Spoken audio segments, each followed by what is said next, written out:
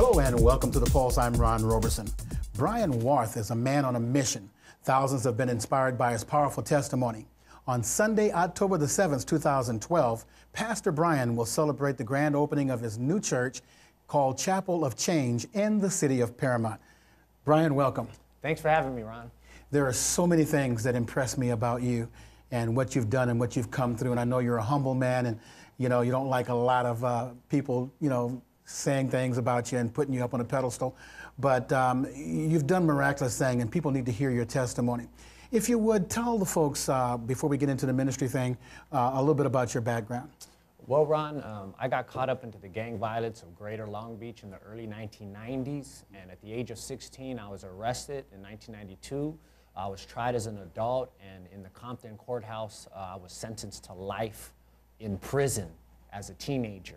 One of the youngest ever to... One of the youngest. Back then, you were 16 years old when you can get tried as an adult. Today, it's 14, and it just crushed me. The hopelessness, the despair. I was in a one-man cell in the LA County Jail at that time, and I was basically condemned to die a slow death in prison.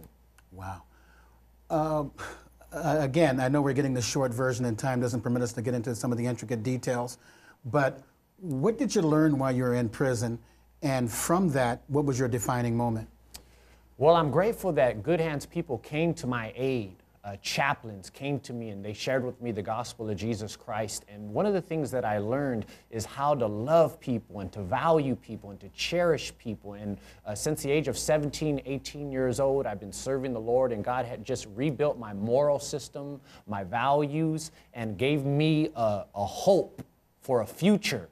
And by the grace of God, after 16 years in prison, God touched Arnold Schwarzenegger's heart to release me against all odds in 2008. What went through your mind when you heard that? Because it was a life sentence, and did you do a lot of praying while you were in prison? When the chaplains would come, were you a believer before you went in? Well, I wasn't a follower before I went in. I was a rebellious teenager, but my dad had planted the seed of the gospel in me. But it took hardship and hopelessness to kind of like germinate that seed and to make it grow. And then I started to pray, and I started to just be discipled in the things of God. And God just began to do a miracle in my life of restoration. He restored my relationship with my father. I got married to my childhood sweetheart. And then he just began to put the pieces of my broken life back together throughout the 16 years that I did in prison. Once you were released, what were some of the things that you immediately did as it relates to where you are now? One of the first things I did was I hugged my wife. I had been married for many years at that time, and we were just believing for this miracle. We had fought for this miracle for many years, and so it was just a big, big event. But secondly, I went to a restaurant and I ate a steak. Oh, yeah. And eventually you decided, when did you receive your ministry call? Well, I received my ministry call back in prison as I got discipled. And God told me when I was 18 years old, if I would serve Him and not give up, eventually He would set me free to impact the world with the gospel. And so when I got released in 2008, I began to speak at high schools, churches, universities, and I just began to see whole families respond to this message of what God had done in my life. And I just seen mothers get filled with fresh hope, fathers get filled with fresh hope. I seen teenagers' eyes being open as to what is right and what is wrong. And God just began to usher me into this new season of my ministry. Wow. And indeed, it is a new season. And with the new season comes new responsibilities, the responsibilities of pastorship. This October, you will be embarking on a celebration of your brand new ministry. Yes, well, October 7th is our grand opening of Chapel of Change Christian Fellowship. I'm going to be the senior pastor.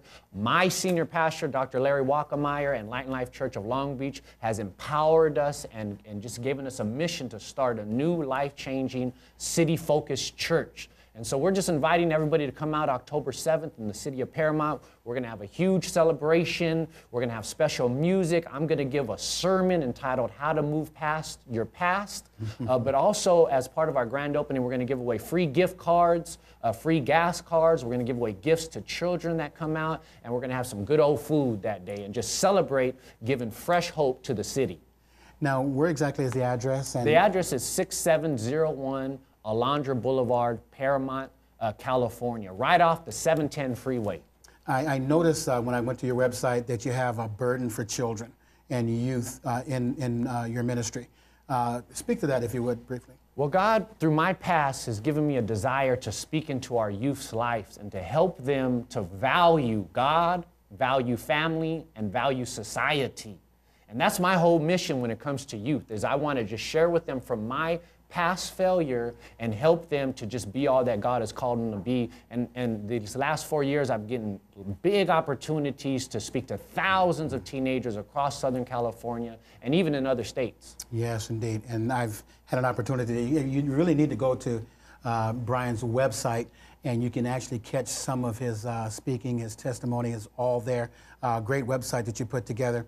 Now, let me backtrack real quick before I let you go. You did say you're giving away free gas cards, right? Yes, we're giving away free gas cards. You know, we're at a special piece of property. The church that we're going to be using has just celebrated its 50-year anniversary. And one of the elders of the original church, I remember as we were walking into the sanctuary, it's a beautiful sanctuary, a big sanctuary. And I remember him saying that the sanctuary has not been filled since the 1970s. Wow. And I remember him saying that, you know, he's praying to see that sanctuary filled up one more time before he passes away. Mm-hmm. And so that really sparked a desire in my heart to just make the call out to the community. Let's come back and breathe life back into the sanctuary for the glory of God. God bless you and your efforts. I find you fascinating and the work that you're doing. And if I had to describe you, and I have described you as such, as being down to earth, I think the church today really needs to start meeting people where they are and going beyond the church walls, and like you do. And so many of us, it's just business as usual, and most churches nowadays are businesses anyway. But I really love your approach. It's very easy. And I believe there's a lot of simplicity in the gospel. So God love you for what you're doing, and continued success, my brother. Thank you, Ron. God bless you. I really appreciate your words. All right. And thank you for watching, and God bless you too. You owe it to yourself to head on out to the city of Paramount and be a part of this great celebration. I think you're going to find this a little different. I know I have so far by going to the website and learning more about this great young man. For The Pulse, I'm Ron Roberson. We'll see you next installment.